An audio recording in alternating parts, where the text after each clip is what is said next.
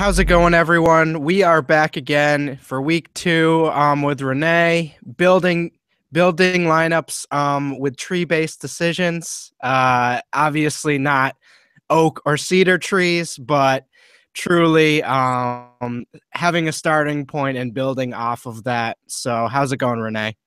Going good, Russ. How are you this week? Delightful. Delightful. So as far as your first starting point here, you have Josh McCown.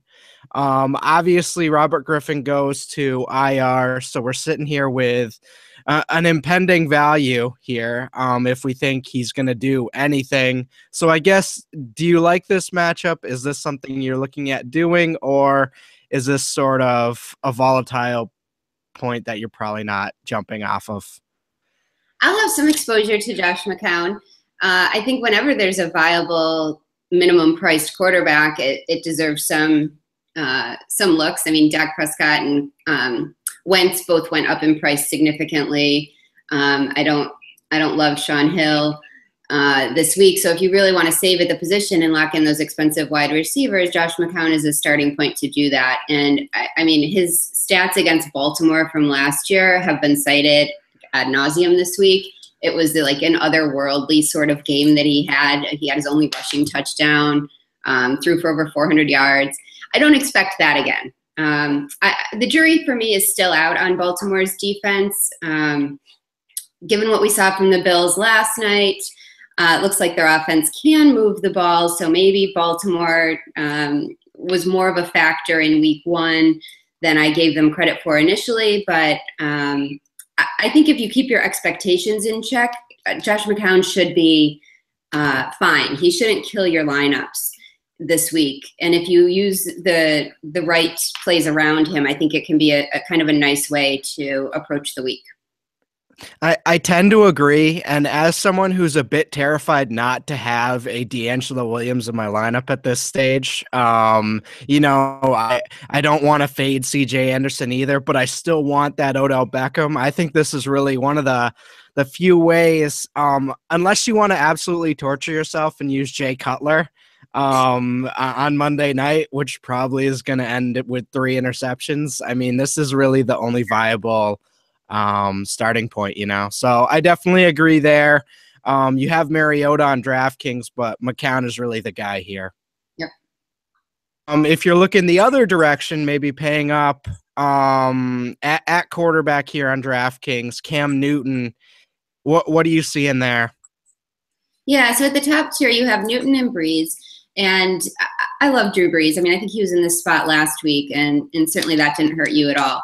But I think he'll possibly, take not a step back, but I think his score will be lower this week than it was last week. And it'll still be probably serviceable, but as the most expensive option, I'm not doing it. So if you want to pay up and you want that security, I like Newton instead because of their high team total. They're huge favorites here. They're not afraid to win big. We saw them last year. They will run up the score. And so I'm not worried about them getting out to a huge start and there being nothing left for Cam. Those fears, I think, were put to rest last year. And he's a threat through the air and on the ground.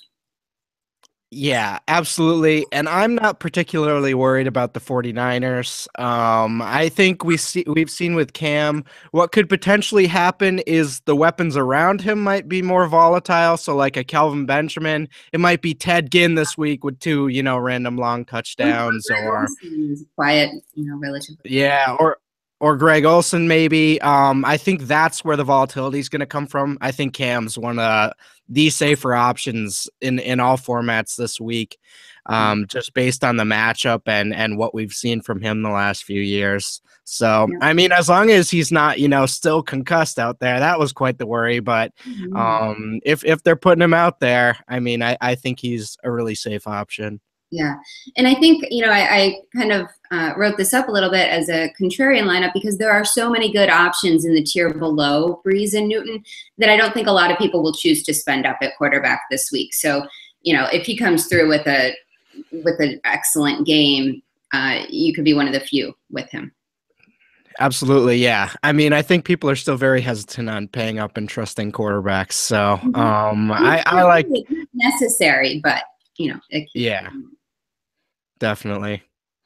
Um, one of the last starting points here you have is something I'm interested in doing this week, and fitting it in when I can is paying up at defense potentially. So you're looking at Seattle and Carolina here. We just talked about Carolina. I think they're gonna roll. I worry about Seattle's offense with Russell Wilson's potential ankle, but who knows? He hasn't been sleeping and he's just been rehabbing for 24 hours a day for all I hear. So I still love Seattle, obviously, against that Rams offense. So yeah, what are you looking at here?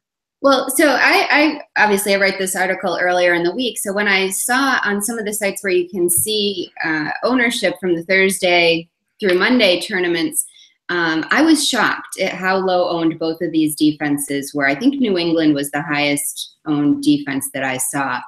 But to me, those options get really scary after these two. So I'm not comfortable, building a lineup that I absolutely love everywhere and then having to use a defense like San Francisco or Jacksonville or like that is not where I want to be. Full disclosure, I was in a dynasty league and I was going through waivers because sometimes you just don't care about defense in dynasty leagues. And I was like, I had Tampa against I forget who they're playing, but it's really a really bad matchup. Yeah. And you just go through the defenses that are like either punt plays in DFS or on your waiver wire in a fantasy league. They're really bad. I mean, it's like the Browns. You can't even really bank on them getting a lucky turnover. Like they're just that bad. So, man, if you can get one of these and it's like what an extra, 400 or 500 on FanDuel, I don't see why you wouldn't do it. I don't either, but maybe things will change between today and Sunday. But I was astounded at how low owned, especially Seattle was. I think I saw Carolina like 10%. No, I'm okay with the Patriots on a DraftKings or something like that. But again, especially in cash games, I mean, if you're getting a 2 or a 3 from your defense and you're doing that punt, I mean, it kills you. That hurt me pretty bad last week. I ended up doing all right, but I mean, I certainly didn't have a very high score compared to, some of the lineups with, even the Texans with 8. It was like, man, I was like, man, I wish I had that.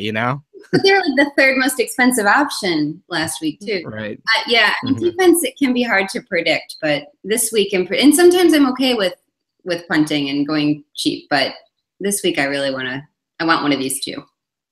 Yeah, absolutely. Well, hopefully this gives you some good starting points. And we will be here in week 3. Thanks for tuning in. As always,